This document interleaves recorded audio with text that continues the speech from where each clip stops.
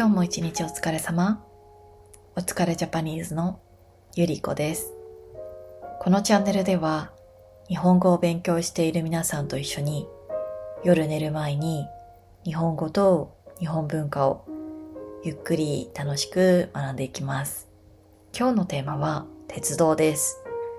皆さんの中には知っている人もいるかもしれませんが、私は鉄道が大好きです。もしあなたが初めて日本に来て電車に乗ったとしたら、きっといくつか不思議なことに気づくと思います。例えば、どうして日本の電車はこんなに静かなのか、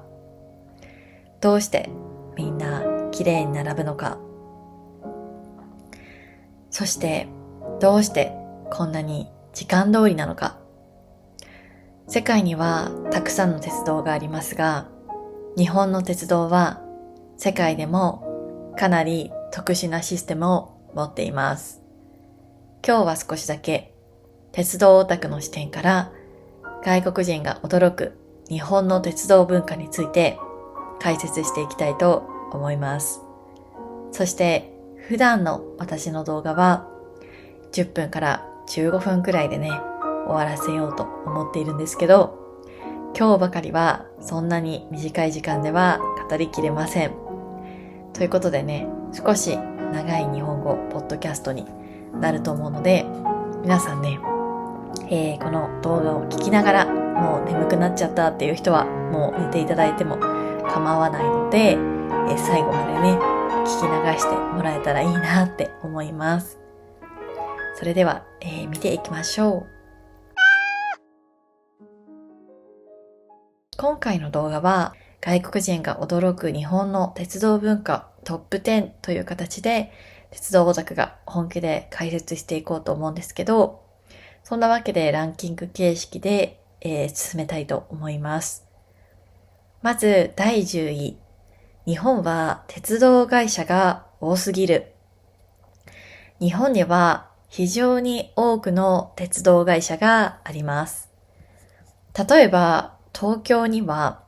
JR の中にも実は JR 東日本と JR 西日本、そして JR 東海、JR 北海道、そして JR、JK と言われるね、JR 東日本企画かな、といったね、本当にたくさんの、会社があるんですね。またね、JR の他には私鉄、そして地下鉄など数多くの会社があります。そして日本の鉄道の特徴は民間の会社が多いことです。もちろんね、JR は昔旧国鉄と言われていたんですけど、今は民間の会社になっています。その他、例えば小田急、東急、京王線、西武線、東武線などすべては民間の企業なんですね。まあちょっと調べたところによると、ヨーロッパなどでは鉄道は国営であることが多く、一つの会社が全国を運営していることもありますね。しかし日本では複数の会社が同じ都市で争っているという珍しい構造になっています。ちょっと話が脱線しますが、多くの国では、都市が先にできる。その後に鉄道ができるという順番です。しかし日本では逆で、鉄道が先にできる。その後住宅、もしくは商業施設ができて都市になっていくという順番でね、発展した場所が実は多いんですね。というのも鉄道会社が線路を作る。そしてその沿線に住宅を開発する。そして駅前に商業施設を作るというね、ビジネスモデルを作ったんですね。中には、私の友達の、お父さんの会社のね、話になるんですけど、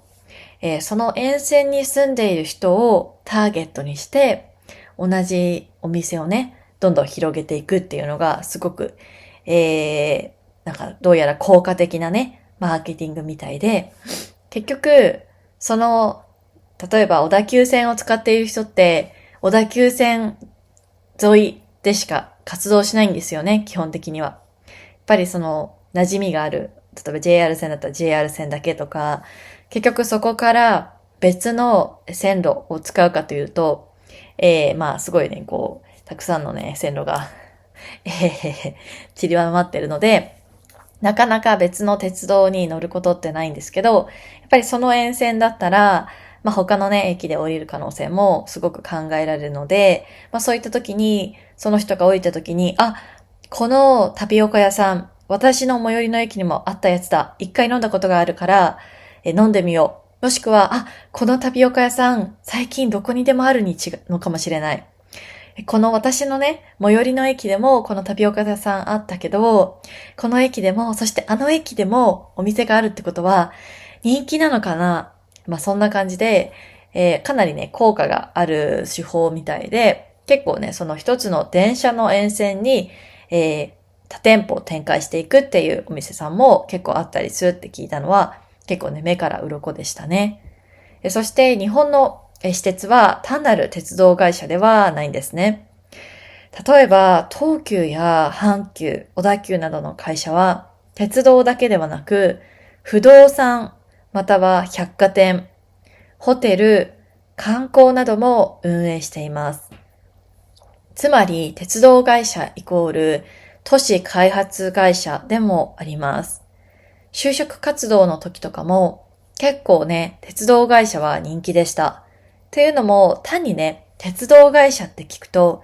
電車に携わる仕事なのかなと思いきや、その鉄道をはじめとするね、いろいろな、結構多角的に展開しているので、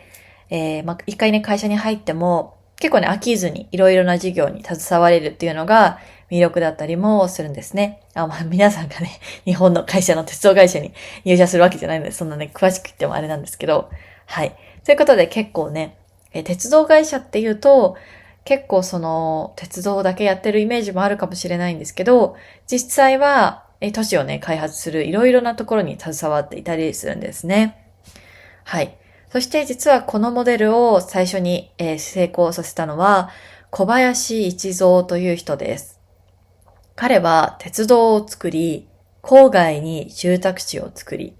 そして終点に百貨店を作るというモデルを作ったんですね。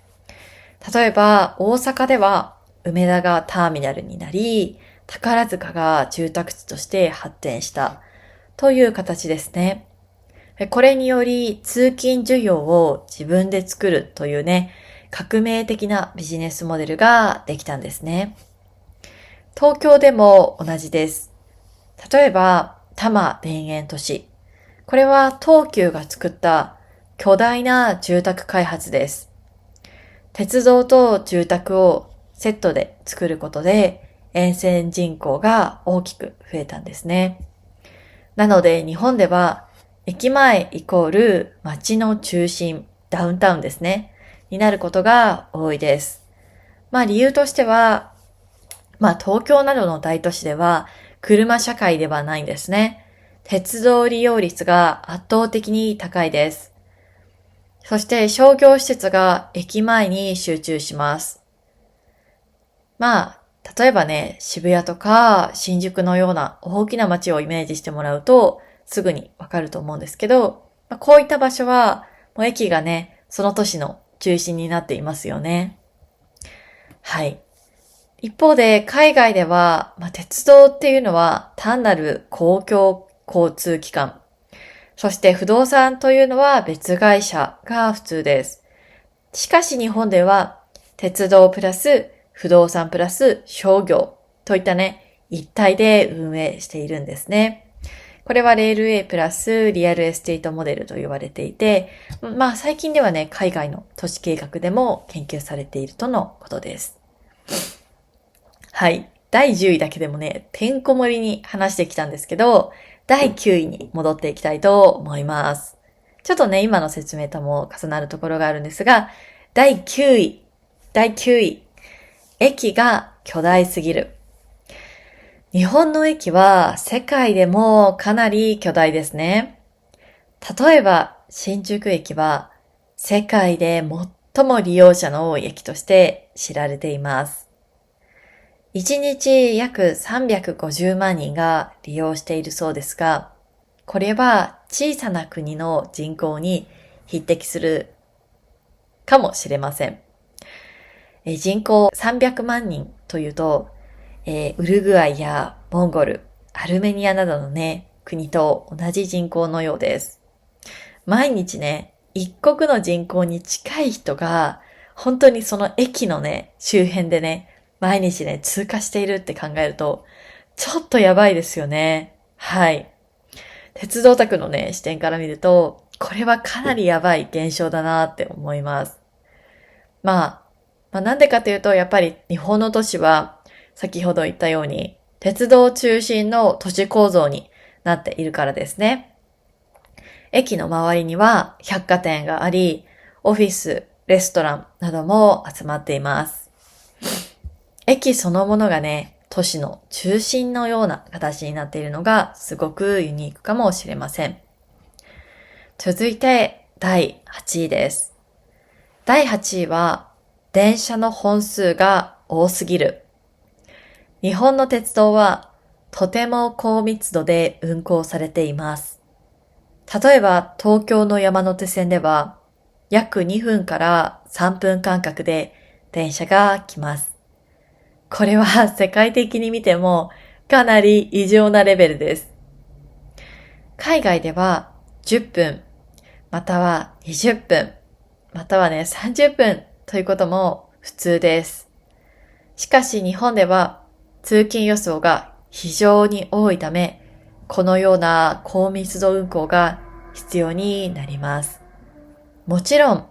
皆さんがもし日本のね、田舎の方に行ったら、鎌倉はまだそこまででもないけど、でも江ノ電も17分に1本だったりとか、御殿場線とかも1時間に、2本しか走っていないとか、そういったケースがあるんですけど、少なくとも東京では本当にね、10分以内に何本も電車が来るっていう状況が普通だったりします。はい。そして第7位、複々線というシステム。鉄道オタクが驚く日本の特徴の一つは、複々線です。普通の鉄道は上下2本の線路があります。しかし日本では4本の線路を持つ複々線というシステムがあります。例えば、小田急線、東急田園都市線、JR 東海道線などでは、快速と各駅停車を同時に走らせています。これにより輸送力が大きく向上していますね。時々ね、鉄道に慣れていない人とかは、快速に乗り忘れてしまってね、各駅停車ですごくね、長い時間かけて行かなきゃいけないとかっていうこともあるので、くれぐれもね、快速のと各駅停車のね、くれぐれもね、乗り間違いだけはないように気をつけてくださいね。そして、第6位、ラッシュアワーの混雑。日本の通勤ラッシュは世界的に見ても有名ですね。もちろんソーシャルメディアで皆さんが何回見たかはわかりません。特に東京では乗車率 180%、200% ということもあります。これは人がとても多い、鉄道利用率が高いという理由があります。そのためね、女性専用車両だったりとか、時差通勤。最近ではね、その時間によって、電車の運賃を変えようといったね、そういった声もあったりします。ちょっとユニークですよね。ち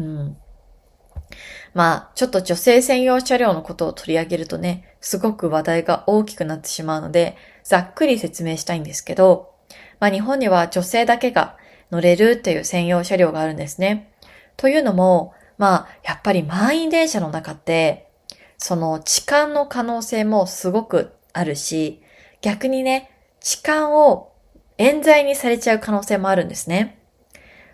会計士なので私は、知り合いの社長さんに会った時に聞いたのが、その社長さんは毎日グリーン車っていう、ちょっとね、お金を払う特別な電車に乗っているんですけど、特別な席かな、お金を払うことで乗れる特別な席に座っているんですけど、なんでいつもお金を払ってその席に乗っているんですかって聞いたら、やっぱり満員電車って冤罪のリスクもすごく大きいんですね。冤罪っていうのは、要するに、本当はあなたが犯罪を犯していないのに、犯罪を犯したと、罪をね、着せられてしまうことですね。もし仮に、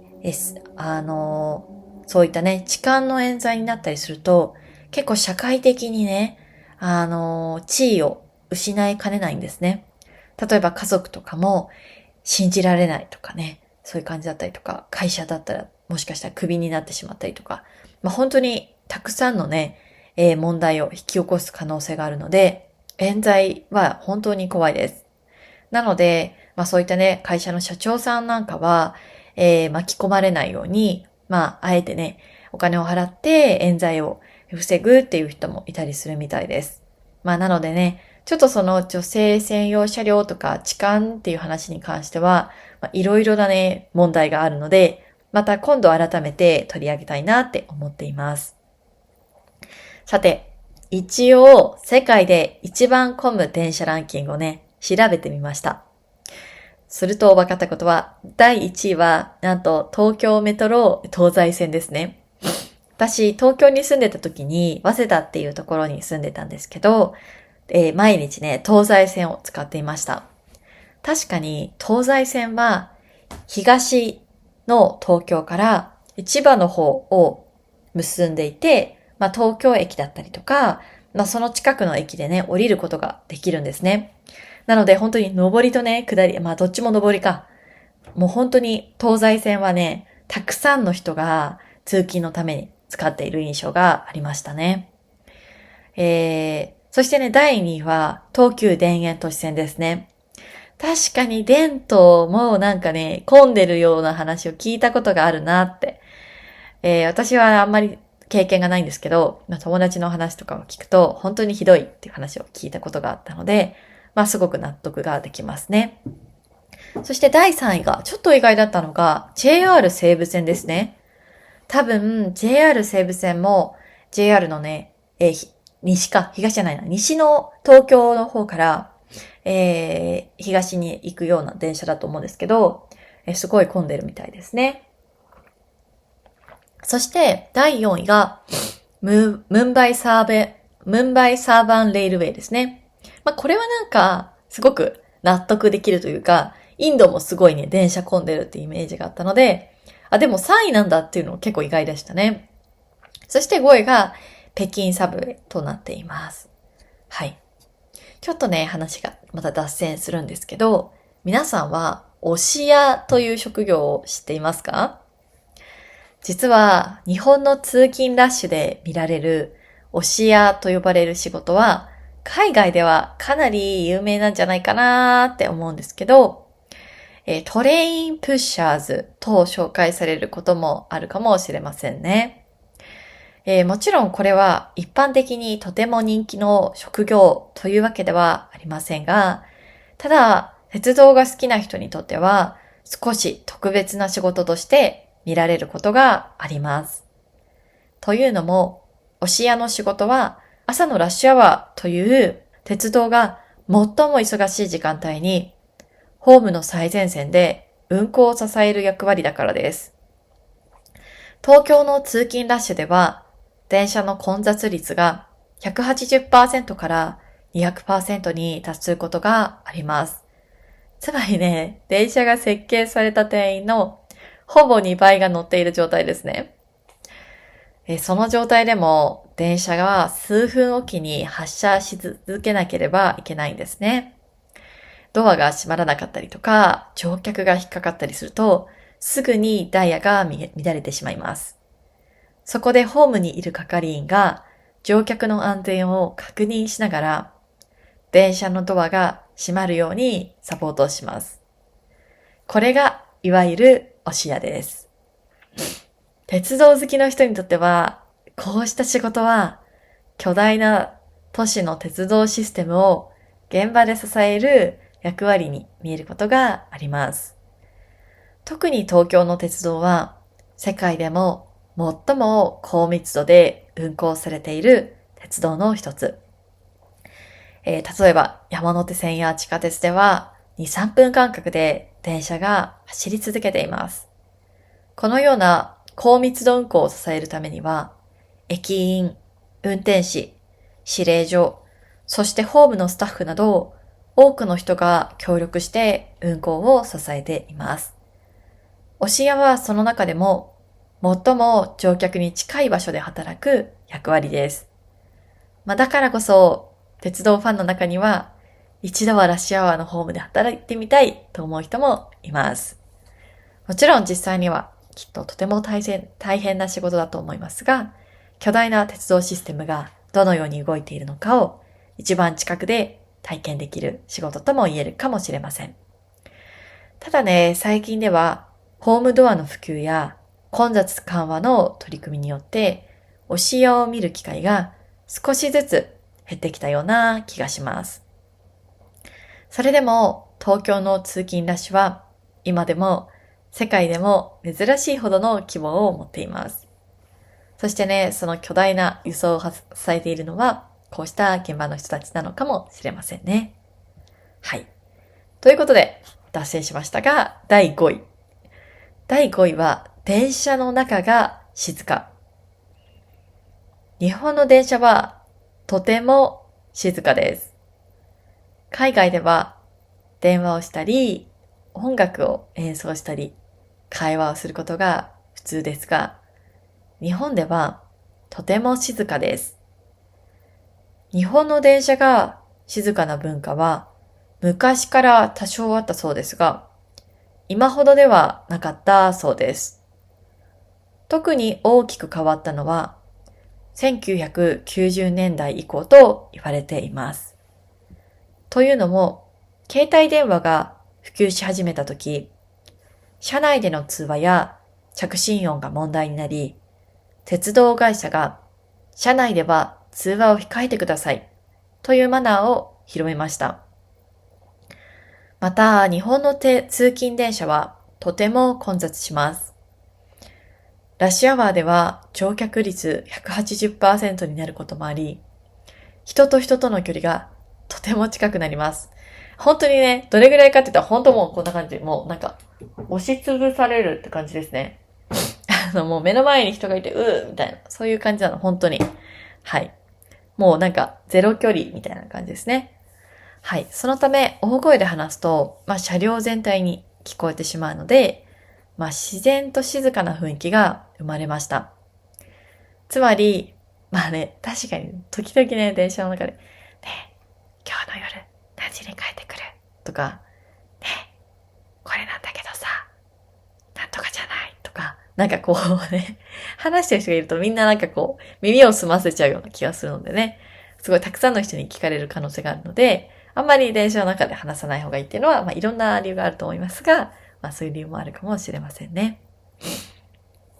はい。つまり、日本の電車が静かな理由は、主に次の2つです。まず1つ目は、通勤ラッシュの高い混雑率。そしてもう1つが、携帯電話の普及によるマナー。この2つが重なって、現在の静かな車内文化ができたと言われています。次に、第4位。電車が時間通り。日本の鉄道は非常に正確です。平均遅延は1分未満と言われています。日本の電車の時間が正確な理由は主に3つありますが、1つ目はダイヤがとても細かく作られていることです。日本の鉄道は秒単位に近いレベルでダイヤが設計されています。そのため、電車同士の間隔や停止時間まで細かく管理されているんですね。二つ目は、運行管理システムが非常に発達していることです。鉄道会社の指令室では、すべての電車の位置がリアルタイムで管理されていて、もし遅れが出てもすぐに調整できるようになっています。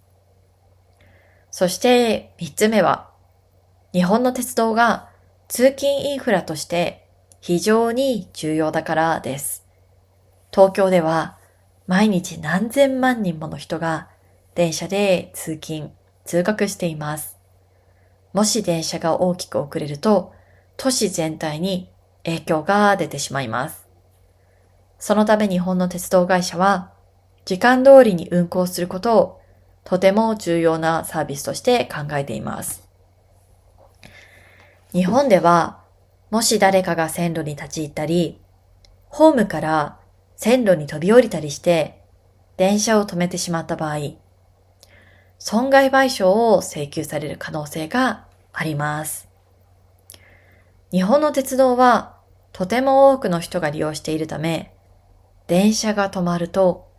大きな影響が出るんですね。例えば東京では一つの路線が止まるだけでも何万人、場合によっては何十万人の通勤や通学に影響します。そのため事故やトラブルによって運行が止まった場合、鉄道会社は振り替え輸送の費用、運行停止による損害、設備の復旧費用などを計算し、原因を作った人やその家族に損害賠償を請求することがあります。金額はケースによりますが、数百万円から場合によっては数億円になるとも言われています。これは日本の鉄道が社会の重要なインフラであり、多くの人の生活に影響を与えるからです。そのため日本の駅では線路への立ち入りは禁止されていますというね、表示やアナウンスが非常に厳しく行われているんですね。なのでもし線路に物を落としたりした場合には、勝手に自分で線路に飛び降りて拾いに行かないようにしましょう。本当にね、多くの人に迷惑がかかります。それはね、多分ほとんどの日本人は理解しているけど、場合によっては海外の方は知らないこともあると思います。ただ、すごくね、皆さんにとって危ないことなので、損害賠償されてしまうっていうことがね、はい、これだけはね、ちょっと覚えてもらった方がいいかなって思います。はい、続いて第3位。電車の種類が多すぎる。日本の鉄道では、各駅停車、快速、急行、特急、通勤特急など、たくさんの種類の電車があります。これは輸送効率を上げるためです。例えば遠くから来る人は早く移動でき、近くの駅の人も利用できます。そして第2位、日本人は鉄道が大好き。日本には撮り鉄、乗り鉄、音鉄など様々な鉄道ファンがいます。鉄道模型や写真など鉄道文化はとても強いです。ちなみにですが、日本には葬式鉄と呼ばれる鉄道ファンもいます。これは少しユニークな呼び方ですが、引退する電車や最後に運行される列車を見届ける鉄道ファンのことを指します。鉄道の世界では長い間走ってきた車両が引退することがあります。その最後の運行はよくラストランと呼ばれます。ラストランの日にはその電車が好きだった多くの鉄道ファンが駅や沿線に集まり、写真を撮ったり、最後の姿を見届けたりします。そして電車が通り過ぎるときに手を振ったり拍手をしたりして、まるでお葬式のように見送ることがあります。その様子が少しお葬式のように見えることから、こうした鉄道ファンは葬式鉄と呼ばれるようになりました。もちろん本当に悲しい出来事っていうわけではなくてね、長い間活躍してくれた電車に感謝をして見送るという意味合いが強いと思います。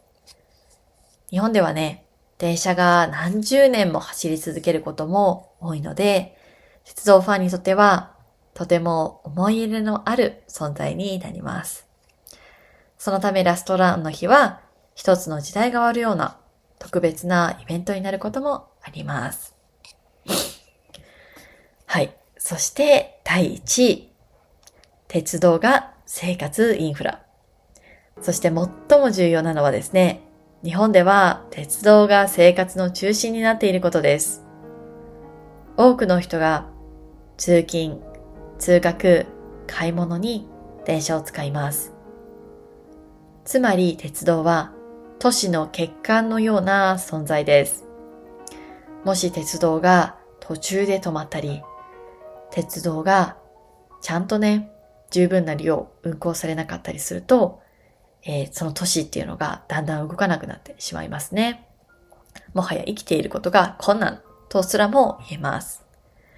実際に、列車が遅延したり運休をすると、本当に私たちの生活が止まってしまいます。また、震災や天災の際には、電車が止まってしまうため、学校や会社が休みになることも多いです。子供の頃とかはね、雪が降ってきた。電車が止まって明日は学校休みになるかなみたいな風なことをね、ぼんやり考えていたりもしましたけど、大人になるとね、もう、私会社に入ってないんであれなんですけど、それでも行かなきゃいけなかったりとか、やんなきゃいけないね、こともあると思うので、そんな簡単にね、休みにならないと思いますけど、ただ出社しなくてもよくなったりとか、っていうのは結構嬉しいかもしれませんね。はい。ということで、今日は外国人が驚く日本の鉄道文化を鉄道オタクの視点から紹介しました。日本に住んでいると当たり前のことでも海外から見るともしかしたらユニークに見えることもあるかもしれません。もし皆さんが日本の鉄道で驚いたことがあればぜひコメントで教えてください。それではね、私ももう本当に眠くなって最後の方何言ってんだかわかんなくなってきましたけど、皆さんはもうね、眠くなっちゃったかなもう寝てる人もいるかもしれませんが、今日もね、一日お疲れ様でした。また次の動画でお会いしましょう。おやすみなさーい。